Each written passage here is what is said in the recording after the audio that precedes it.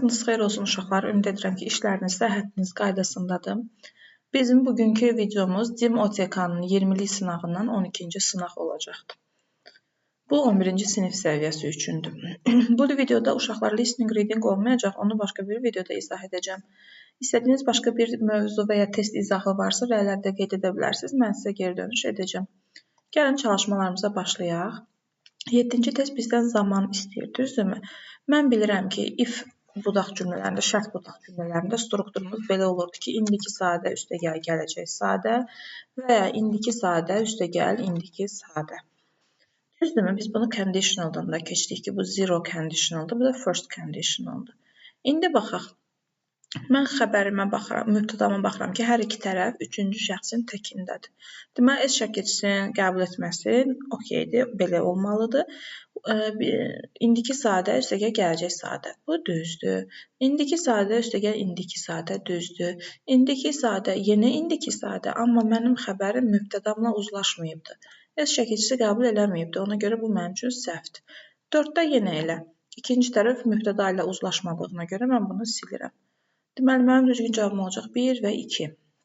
8-ci testdə məndən istəyir modal feilləri. Modal feilləri bilmək üçün uşaqlar, birinci işləmək üçün birinci baxacağım strukturuna. To veribdimi, ondan sonra nətər feil veribdi falan. Baxıram ki, burada to yoxdur, burada to var, düzdür. Cümlədə də to yoxdur, okey. Deməli, mənə geri qalan şey sadəcə leksik mənasına tərcümə edib, mənasına görə modal feili seçmək qalır. People who tend to scold others angrily build long-lasting constant və ya relationships. Deməli, long-lasting'in qarşısında sinonimini veribdir constant. Bu, uzun müddətli, davamlı, daimi deməkdir. Başqa insanları, başqalarını əsəblə, qəzəblə danlamağa meyilli olan insanlar uzun müddətli münasibət qura bilmirlər əlbəttə ki. Kim istəyər deyingən insanla bir yerdə olmağı? Ona görə mənə inkar lazımdır. 1 və 2 mənim düzgün cavabım olacaqdır. 9-a baxsaq bizdən sifət istəyir, düzdürmü? Sifət və ya zərf mövzusudur bu. Baxıram ki, burada hansı sözə, bu deyim, sifət zərf hansı sözə aid olacaqsa, hansı nitq hissəsinə aid olacaqsa, ona görə təyin edəcəm ki, bu sifətdirmi, yoxsa zərfdirmi? Baxıram ki, feildir, düzdürmü? Feilə aid olan da zərf olur. Ona görə mən sifət variantlarını silirəm. Effektiv ünsiyyət qurmaq. İkinci tərəfdə isə bu boşluq ismə aiddir. Ona görə mən sifət axtaracağam. Burada baxıram ki, hər üç variantım sifətdir. Okey. Bəs indi nəyə baxacağam? Mənim ismim sayıla bilən təkdir. Düzdürmü? Ona görə onun qarşısında artikl işlənməsi mütləqdir. Adi və müqayisə dərəcəsində qeyri-müəyyənli artiklın işlənməsi mütləqdir. Baxıram ki, A variantında artikl veribdir. Deməli, bu düzgün variantımdır. C-də müqayisədir, amma artikl verməyib. Y-də adidir, amma artikl verməyibdir. Ona görə C-də, Y-də mənim üçün səhv olacaqdır. Ona baxıram, mübtəda xəbər uzlaşması. Mənim mübtədam gerundla ifadə olunubdur, düzdürmü? Kommunikasiya bacarıqlarını inkişaf etdirmək. Mən bilirəm ki, mənim mübtədam gerundla və yaxud məstərlə ifadə olunursa, mənim xəbərim mütləq təkdə olmalıdır. Ona görə mən cəm xəbərləri silirəm. Bu təkdir. Bu həm cəmdə, həm təkdə də eyni olduğu üçün gələcək zaman mən bunu götürəcəm. 1 və 3 mənim düzgün variantım oldu. 11. 11-ci testdə məndən bağlayıcı istəyir uşaqlar. Bağlayıcı işləmək üçün biz bağlayıcıların mənasını bilməliyik. İkincisi də ki, cümləni tərcümə edə bilməliyik ki, bizdə hansı əlaqə lazımdır, hansı bağlayıcı lazımdır bilək. As soon as kimi zaman bağlayıcısıdır. Though güzəşt bağlayıcısıdır. Baxmayaraq deməkdir. Since həm zaman bağlayıcısı kimi bəri mənası var, həm də səbəb bağlayıcısı kimi çünki mənasında işlənir. Before əvvəl zaman bağlayıcısıdır. But amma ancaq lakin ziddiyyət bağlayıcısıdır. Gəlin cümləmizi tərcümə edək. I had watched all travel videos. I decided to create my own vlog. Deməli, mən bütün travel videolarını izləmişdim. Öz vlogumu yaratmağı qərara almışam. Deməli, baxın uşaqlar, mənə burada ipucu bilirsiniz nə olacaq? Mənə burada zaman lazımdır, səbəb yoxdur. güzəşt də yoxdur, ziddiyyət də yoxdur. Zaman uyğun gələr. Bəs yaxşı, eyni zamanımı işlədim, yoxsa biri əvvəl olsun, biri sonra mı olsun, xronoloji ardıcıllığıma uyum. Bu burada zaman mənə kömək edəcək bunu tapmağa. Baxın, biri bitmişdədir, biri sadədədir. Mən də bilirəm ki, bitmiş zaman həmişə sadədən öncə olur. Yəni bunlar paralel baş vermir. Bunlar ardıcıllıqla baş verir. Birinci bu olubdur, bitmiş zaman, sonra o birisi olubdur. Ona görə də mən burada before işlədəcəm. 12-yə baxıram. Burada söz önüdür, düzdürmü? Söz önünü işləmək üçün uşaqlar nə etmək lazımdır? Həm söz önlərin tərcüməsini bilmək lazımdır, həm də cümləni tərcümə edə bilmək lazımdır ki, mənə burada hansı söz önü lazımdır bilim. Düzdürmü? Bir də elə söz önləri var ki, postposition olaraq feillərlə sabit işlənir, yəni dəyişmir. Bunları da əzbərləmək lazımdır. Başqa yolumuz yoxdur. İndi baxaq. The Earth's magnetic field keeps us safe the fast particles coming the sun. Deməli, yerin maqnit sahəsi bizi qoruyur. Günəşdən gələn kiçik parçacıqlardan, sürətli parçacıqlardan qoruyur. Hər iki tərəfə dən lazımdır. Bu da Y variantı olacaq. 13-ə baxırıq. 13-də bizdən əvəzlik istəyir, düzdürmü? Burada uşaqlar, məsələn, birinci Y variantını silə bilərəm ki, cümlə təsdiqdədir, heç bir inkarlıq yoxdur. Mən orada anyone işlədə bilmərəm, düzdürmü? Amma qalan şeylərin hansını işlədəcəyimi mən tərcümə ilə baxacağam. Anne rudely interrupted, so kimsə wanted her in their teams. Gəlin variantlar üzərində işləyək. Anne hər kəsi kobud şəkildə müdaxilə etdi.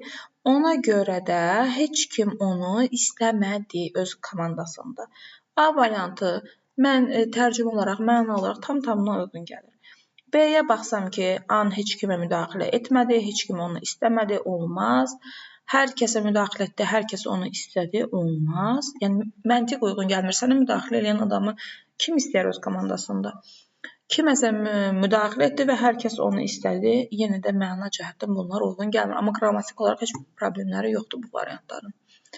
14-cü testə baxırıq. Bizdən article istəyir, düzdürmü? Gəlin ikinci tərəfdən başlayaq. Bax, on a typical day. Tipik bir gün, adi bir gün. Yəni heç bir özəlliyi olmayan bir gün. Bizə də aydın deyil, bir xüsusi müəyyənliyi yoxdur deyə mən orada verəcəm qeyri-müəyyən artiklı. Day sayıla bilən tək isimdir, düzdürmü? Bu variantları sildim. 2 variantım qalıbdır.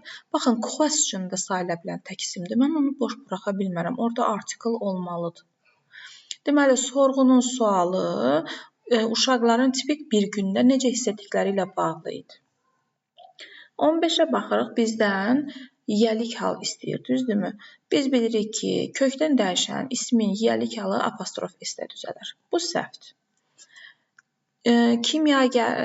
Aptekçi, aptekdə, nə bilim, qəssabda falan, hairdresserdə, salonda, bu kimi şeylərdə cəm apostrof s işlənir. Yəni s apostrof işlənməz. Bu apteklərdə deyil ki, aptekdədir. Ona görə B də səhvdir. C-yə baxaq. Uşaqlar, əgər isim təkdirsə və özündən gələn hər iki ismə aiddirsə, o zaman sadəcə birində apostrof s işlənməlidir. Yox, hər ikisinə aiddirsə, o zaman burada s olmalıdır, cəmlənməlidir. Baxın, Linda və Davidin ikisinin bir anası var, Emmanın da bir anası var. O zaman burada söhbət iki anadan gedir, o cəmlənməli idi.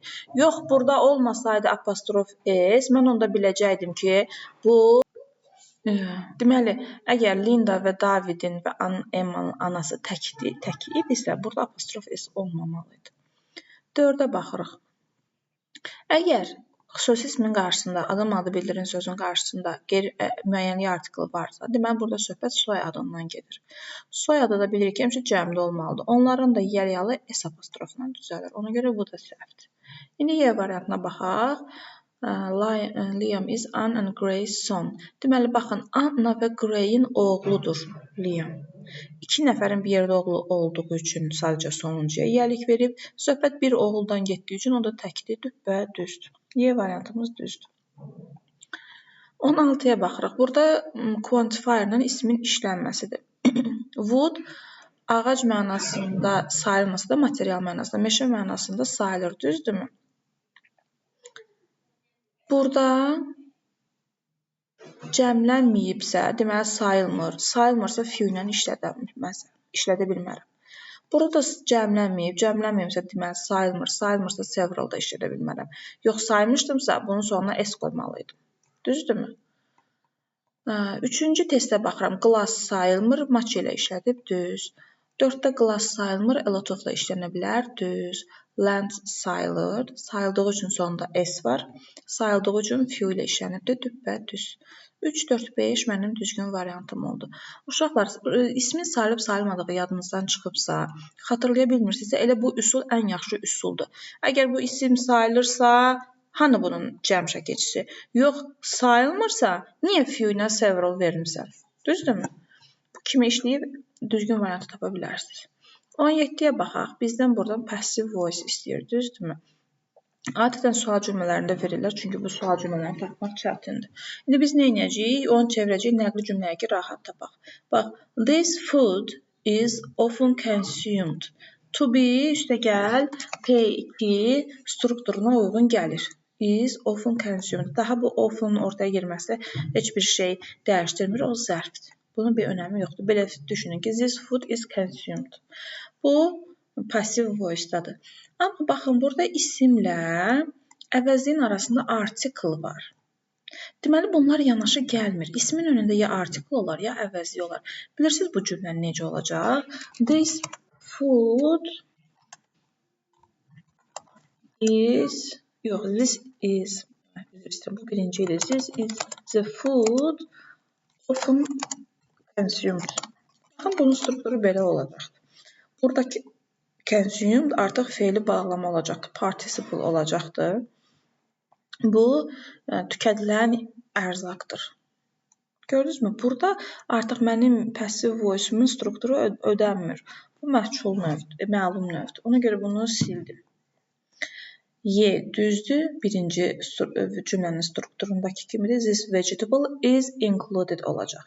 Amma dördüncü cümlədə, ikinci cümlədəki kimi this is the vegetable included into your diet olacaqdır. Bu sənin diyetinə daxil edilmiş yeməkdir. Artıq to be digər P2 strukturuna uymadığı üçün mən bu passive voice-da götürməyəcəm.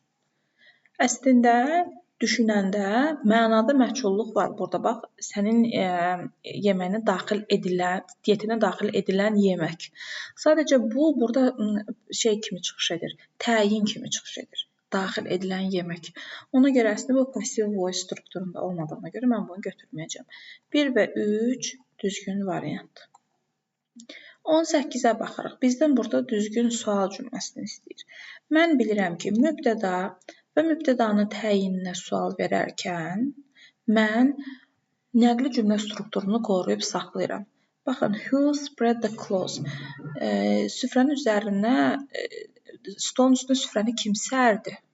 Düzdürmü? Mübtədaya sual vermişəm. Ona görə də burada köməkçi fe'ldən istifadə eləməmişəm. Xəbər də olduğu yerdə durur. Bir düzdür. Spread. 2 də düzdür. The notes all over the desk. Spread həm keçmiş zamanda, həm indiki zamanda eynidir, qaydasız fe'ldir, düzdürmü? Mən bilirəm ki, mən mübtədaya sual verəndə xəbərim indiki zamanda mütləq üçüncü şəxsin təkində olmalıdır. Amma keçmiş zamanda sadəcə bir form olduğu üçün orada heç bir problem yoxdur. 2 də düzdür. 3 artıq səhvdir. Burada olmalıydı.